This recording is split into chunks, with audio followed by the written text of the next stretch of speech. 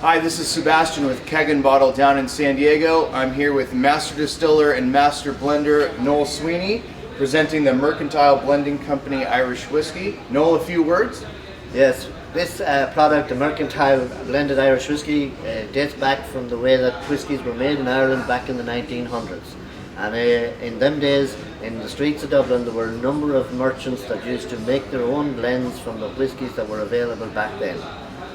Today we've revived that tradition by mixing together a beautiful grain whiskey that's been matured in bourbon barrels, a malt that has been finished in a cognac cask, because cognac gives you that extra sweetness and flavours of the cognac barrel, and finally a little pinch of peated malt whiskey to bring all the flavours together in a much better blended, rounded and balanced whiskey.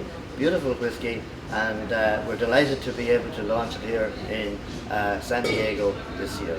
Cheers.